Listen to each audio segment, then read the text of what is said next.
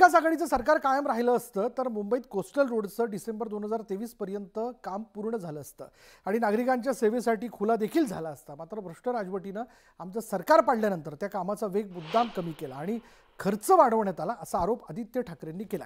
एक्सवरून प्रतिक्रिया देत त्यांनी हा गंभीर आरोप केला। त्याचबरोबर केवळ कामाचं श्रेय लाटण्यासाठी निवडणुकीआधीच कोस्टल रोडची एक लेन सुरू करण्यात आली। दरम्यान जेव्हा आम्ही सरकार स्थापन करू तेव्हा हा विलंब का झाला याची तपशीलवार चौकशी करू असा इशारा आदित्य ठाकरेंनी दिलाय। दरम्यान आदित्य ठाकरेंना निकृष्ट दर्जाचं काम करणारे ठेकेदार पाहिजेत का असा सवाल आशिष शेलारांनी केला।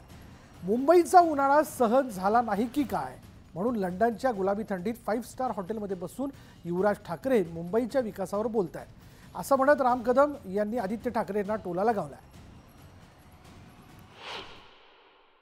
मुंबईकरांच्या प्रश्नावर मुंबईत येऊन बोलतायत, कोस्टल रोडवर येऊन बोलतायत। ज्यांना मुंबईकरांच्या विषयाशी लेणं देणं नाही, सुट्टीवर येणाऱ्या एखाद्या अधिकाऱ्याप्रमाणे मुंबईकरांसाठी काही प्रश्नांवर सुट्टीवर येणाऱ्या अधिकाऱ्यांप्रमाणे जे येतात त्यात प्रथम नाव आदित्य ठाकरेंचं आहे आणि मग वेळ मिळाली की थंड प्रदेशात पळतात आणि म्हणून त्यांनी उंटावरनं शेळ्या हाकू नये।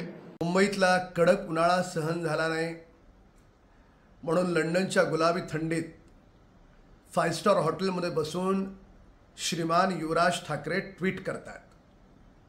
काय ट्विट करतात तर मुंबईतल्या कोस्टल रोडविषयी चिंता व्यक्त करतात। तुम्ही चिंता व्यक्त करावी। सरकार असताना काय दिवे लावलेत, कोणतं नवीन विकासाचं काम सुरू केलं,